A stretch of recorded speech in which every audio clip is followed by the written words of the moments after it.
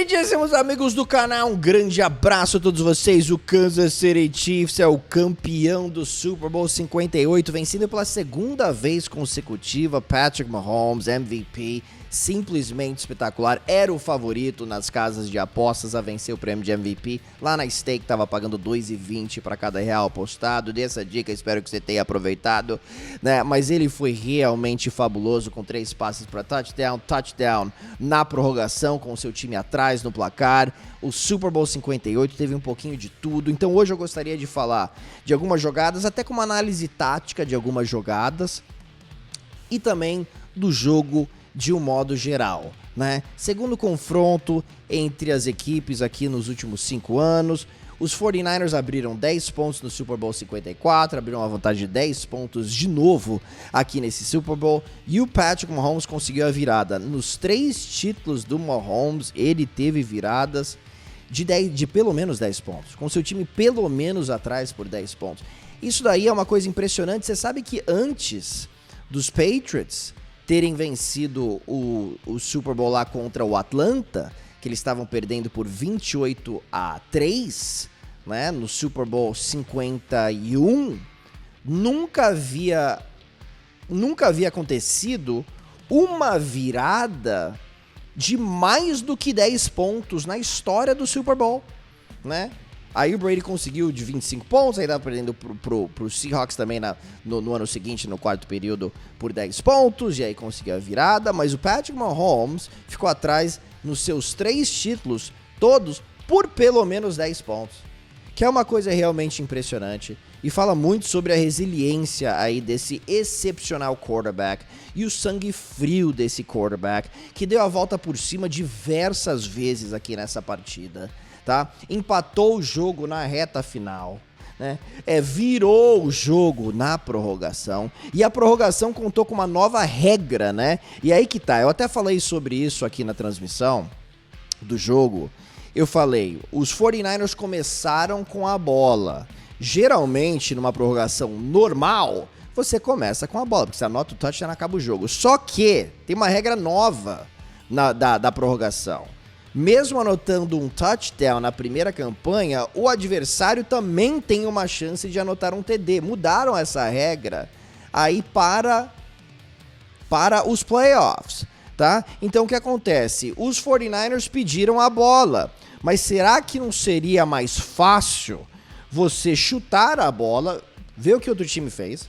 Chutou um field goal, beleza, a gente precisa de um field goal. Anotou um touchdown, cara, a gente vai ter que arriscar em quarta descida, não dá pra chutar field goal, né? Ou, chutaram field goal, cara, se a gente chegar na linha de 20 jardas, já dá pra ter uma postura conservadora. Então, observando o que o outro time fez, você já consegue saber exatamente o que você vai precisar fazer. O Patrick Mahomes até falou, cara, se a gente tivesse ganhado, cara, o coroa, a gente ia chutar, né? A gente ia começar na defesa, ok? Então, tem outra dinâmica também, que o Kyle Shanahan até explicou, cara, a gente tava em campo lá por mais do que 10 jogadas na campanha final do quarto período. A nossa defesa estava cansada. Entendo também, mas o fato é que na primeira campanha da prorrogação, os 49ers chutaram um field goal numa 4ª-5, né? Com o touchdown dos Chiefs na primeira campanha, eles teriam obviamente arriscado numa 4ª-5,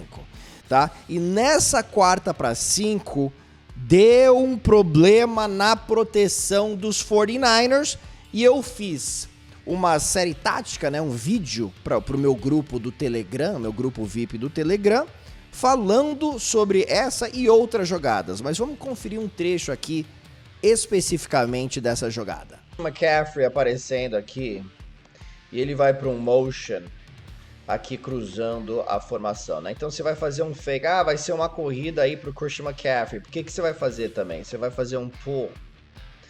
Você vai fazer um pull aqui do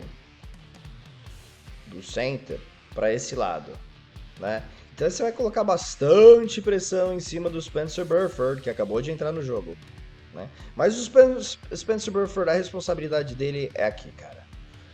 Tem um possível blitz, e tem esse jogador que faz o Burford entrar em pânico aqui.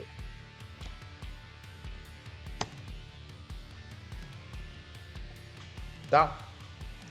Só que o camisa 32 vai ser bloqueado aqui, esse vai ser bloqueado aqui, e o center vai bloquear esse jogador.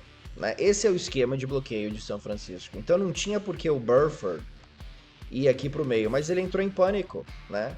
O McKivitz é responsável pelo George Karlaftis. Né? Então, olha só o que acontece. O center já está se deslocando para aquele lado, né? E o Burford vai para o jogador errado aqui. Ele nunca pode abandonar aqui esse gigante da linha. Os gigantes da linha ofensiva sempre precisam ser bloqueados, cara. Né? Então ele está alinhado diretamente na frente dele. Esse daqui não é o esquema de bloqueio que foi pedido, né? Ó, você bloqueia esse jogador, o Justin Reed provavelmente vai livre ao quarterback, mas ele tá longe ainda. O quarterback vai ter tempo para lançar a bola. Ele vai ter tempo para lançar a bola.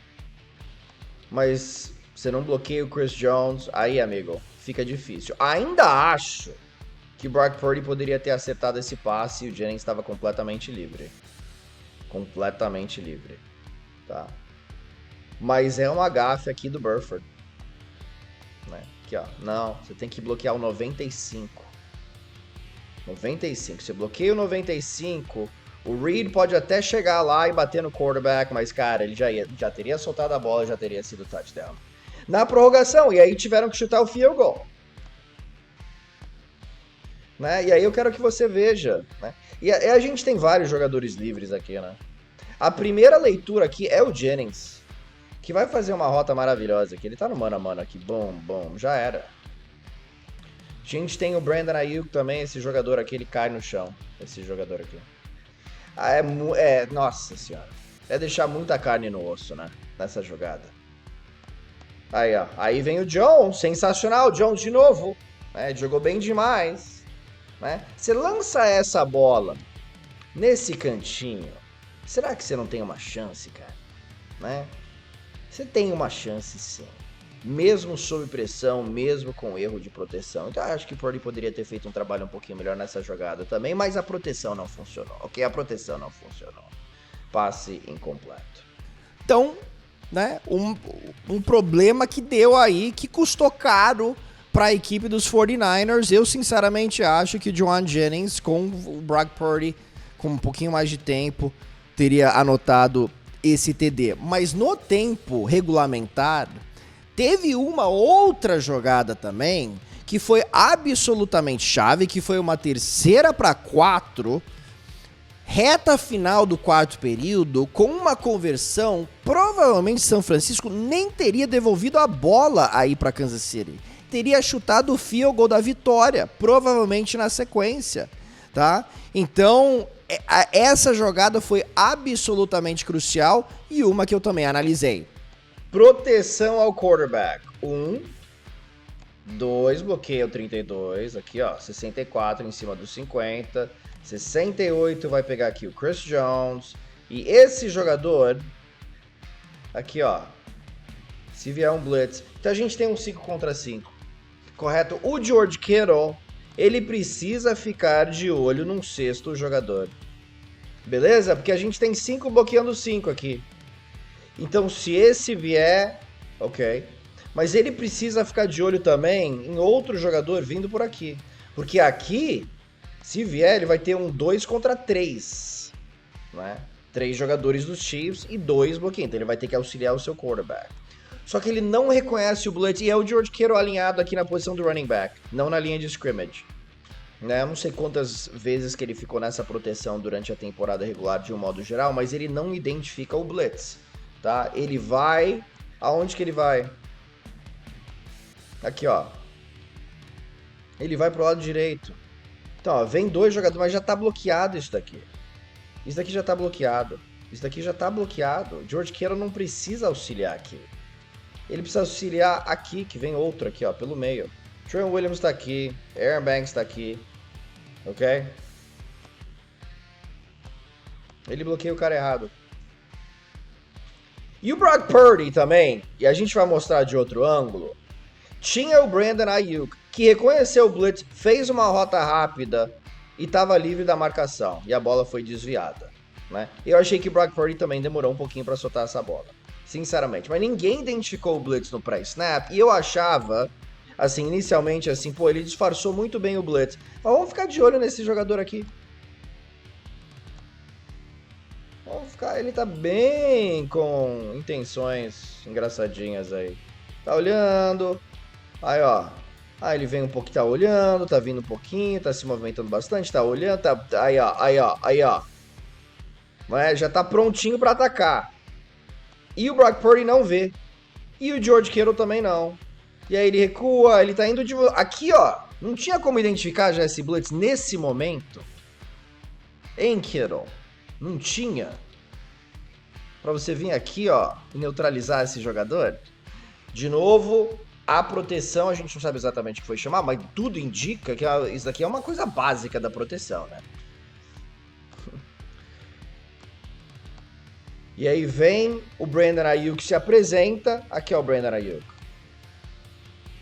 A diferença, a distância. Olha o Brandon Aiyuk aqui. Não tem como a gente soltar essa bola rapidinho. Ainda tá livre. Coloca essa bola no joelho direito dele. Ou na verdade na frente, né? Porque o defensor tava atrás. Chance desperdiçada por São Francisco. Cara, e era uma situação tão importante do jogo também. Era uma 3ª para 4, reta final, se converte aqui. Provavelmente você não vai devolver a bola pros Chiefs, você vai chutar o field goal e vai vencer o jogo. Né? De novo, grande ação defensiva aí de Kansas City. Steve Spagnuolo é sensacional disfarçando seus blitz. Mas o George Kittle, pra mim, foi pro lado errado. Já tava bloqueado aquele lado, ele tinha que ir pro outro lado. Identificar o blitz e proteger o seu quarterback. Teria sido uma primeira descida muito fácil. Porque o Brandon Aiyuk estava livre, até com uma chance de talvez uma big play jardas depois da recepção. Então eu achei que os Chiefs foram muito resilientes. A defesa do Kansas City foi bem o ano inteiro. Foi a 2ª melhor da liga. O ataque produziu apenas 21,8 pontos durante a temporada regular, mas mudou a chavinha e elevou o seu nível, né, nos playoffs. E é isso que os grandes times fazem. E é isso que as dinastias fazem. A gente via também isso. O New England Patriots, de um modo geral, sempre folgava na primeira rodada. Mas mesmo às vezes não mostrando o seu melhor futebol americano, nos playoffs, era um time muito focado e diferente. Eu lembro dos Yankees, por exemplo, que tiveram uma das grandes dinastias das últimas décadas, lá de 96 a 2001 aproximadamente. Em 2000, os Yankees estavam jogando muito mal na reta final da temporada, perderam 13 dos últimos 15 jogos, né? Chegaram na pós-temporada e mudaram da água pro vinho e acabaram vencendo o título, né? E aí em 2001, tivemos um time muito dominante, que foi o Seattle Mariners, 116 vitórias, talvez o melhor time de temporada regular da história da Major League Baseball. Enfrentou Nova York, que tinha 95 vitórias naquele ano, 21 a menos aí que Seattle, e os Yankees venceram em 5 jogos. Foram para a World Series e acabaram perdendo, né? Mas é um exemplo de um time que, cara, muda o seu nível na pós-temporada. E é isso que a gente viu da equipe de Kansas City. Então, nem sempre o time mostrava o seu melhor, mas quando chegava na pós-temporada, realmente mudava e elevava o seu nível. E é isso que os grandes times fazem, os times experientes, os times com jogadores de elite. É isso que os Chiefs fazem. O Travis Kelce estava 6 jogos seguidos sem anotar um touchdown. Ele terminou a temporada 6 partidas consecutivas sem anotar um touchdown. Ele anotou 3 nos últimos 2 jogos da pós-temporada, né? Contra os Bills e contra o Baltimore Ravens. Ele foi um jogador que ele brilhou no segundo tempo dessa partida do Super Bowl, depois de não ter feito nada no primeiro tempo. O Patrick Mahomes teve 14 interceptações durante a temporada regular, foi a pior marca de sua carreira. Os Chiefs tiveram várias derrotas em casa, perderam para os Raiders em casa. Não foi o melhor ano da carreira do Patrick Mahomes, longe disso. Nos playoffs, 7 touchdowns, incluindo o Super Bowl, 7 touchdowns, 1 interceptação. campanhas vitoriosas, campanha no quarto período, dando a volta por cima também, às vezes com alguns erros, né, do time, né? Eu lembro aquela jogada também do Marquez Valdes-Scantling, foi 4 jardas para frente, né? Era para ser uma segunda para 6, mas não, ele acabou perdendo 4 jardas, virou uma segunda para 14 e mesmo assim Kansas City conseguiu converter a primeira descida, né? Então, o grande quarterback, ele dá a volta por cima nessas jogadas. Eu até lembro, né? Eu comentei, falei assim, cara, se os Chiefs perderem esse jogo, a gente vai lembrar dessa jogada. Então, teve alguns momentos assim, mas quando você tem um jogador do calibre do Mahomes, essas jogadas nem sempre pesam, porque ele dá a volta por cima, e essa é a grande diferença entre ter um quarterback normal, que é bom, e um quarterback de outro planeta, que é o caso do Mahomes. Então, apostar contra o Kansas City Chiefs não é uma boa ideia. Eu achava que era o time, e eu acho que todo mundo concorda, que era o time mais batível. Mas, de novo, mudou nos playoffs. Mudou, chegou na pós-temporada e elevou o seu nível. Tá bom? Então, eu até, aqui no Povo Paulo, eu falei, cara, eu não consigo apostar contra um time que tem a melhor defesa. Kansas City teve uma melhor defesa que os 49ers, jogou melhor também nos playoffs, e o melhor quarterback. E o Patrick Mahomes foi o melhor quarterback, né? Com o Brock Purdy errando algumas bolas que ele até poderia ter acertado, que talvez se fosse o Mahomes, ele teria acertado, né? Então isso daí pesa muito, especialmente num Super Bowl. Então parabéns pro Andy Reid, que realmente se estabelece aí como um dos 3, 4 melhores treinadores da história. Se ele ganhar mais um Super Bowl, eu acho que ele entra na conversa para ser o melhor treinador da história da NFL. Eu acho que, né?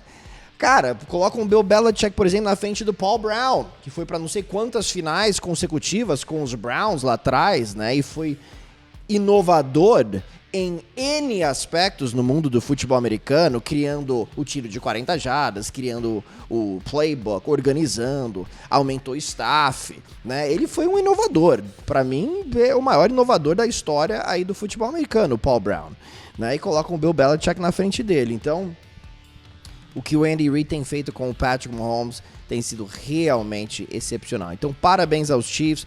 Eu, sinceramente, acho que a gente ainda vai ver os Chiefs várias vezes aí no Super Bowl. Será que o time se torna o primeiro da história a vencer 3 títulos consecutivos, 3 Super Bowls consecutivos? Eu acho muito possível. E para a equipe de São Francisco, né? Eu achei lamentável que os 49ers, os jogadores dos Niners, não sabiam direito aí a nova regra da prorrogação, né? Gerou confusão também na transmissão, porque acabando o primeiro quarto, né, a gente achava que ia acabar o tempo e ia começar tudo de novo. Acabando o primeiro quarto da prorrogação, com os 49ers na frente, seria o fim da prorrogação. Mas nessa nova regra, cada time tem uma posse completa na prorrogação, que não pode acabar por causa de tempo. Então os 49ers tiveram a sua posse e chutaram field goal. Os Chiefs tiveram a sua posse, e aí era início da posse e fim da posse, sem o relógio encerrar a posse, tá? Uma quarta descida, ok, tá? Mas não o relógio. Então, na reta final aí da prorrogação, mesmo com o relógio acabando, não ia prejudicar o Kansas City Chiefs. Agora, os 49ers nem conheciam a regra da prorrogação, que mesmo com o touchdown inicial, que o outro time teria a chance também de ir lá e ter uma posse de bola, né? O Andy Reid dissecou isso com o seu time.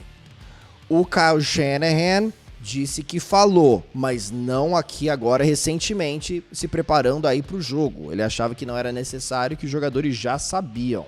Aí quando o Kyle Juszczyk vai lá numa coletiva pós-jogo e fala que não conhecia a regra da prorrogação, sendo que ele tá jogando, ele tá na partida, isso daí é um problema, não é verdade? Então achei que os 49ers tiveram suas chances, mas deram muitos tiros no pé. Kansas City foi um time mais maduro e um time mais resiliente e o time que mais brilhou com o quarterback melhor nos momentos mais decisivos, e é por isso que é campeão. Os 49ers têm um time muito talentoso com Purdy. Eu acho que o time volta com tudo aí no ano que vem E se for Kansas City contra São Francisco no Super Bowl de novo na próxima temporada, pra mim não seria nenhuma grande surpresa. Eu queria também falar, antes da gente terminar, sobre uma curiosidade de apostas aqui nesse jogo, né? Uma aposta que entrou bastante dinheiro em Brock Purdy correndo para pelo menos 13 jardas nessa partida, que foi até uma dica que eu dei aí no Povo Paulo, né? Pois bem, ele tava com 13 jardas e ele ajoelhou faltando 3 segundos para levar o jogo para a prorrogação, então ele terminou com 12 jardas, o safado, né, pra gente perder a nossa aposta, mas tinha muito dinheiro entrando nessa aposta do Brock Purdy para correr para pelo menos 13 jardas. Ele alcançou o feito contra o Green Bay, e na partida contra o Detroit Lions, ele correu para quase 50 jardas, e o Kansas City Chiefs teve jogos em que cedeu jardas aí para quarterbacks. Inclusive Tua Tagovailoa, né, que não corre nada, teve 25 jardas terrestres contra o Kansas City Chiefs no primeiro jogo da pós-temporada. O Josh Allen teve 72 jardas, né?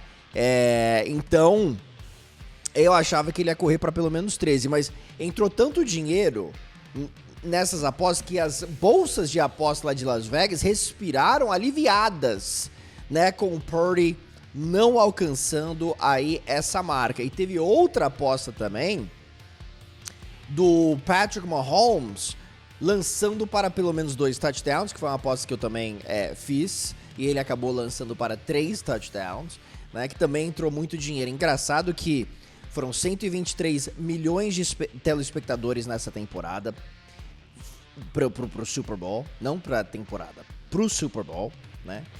Foi o programa de televisão mais assistido da história da televisão americana.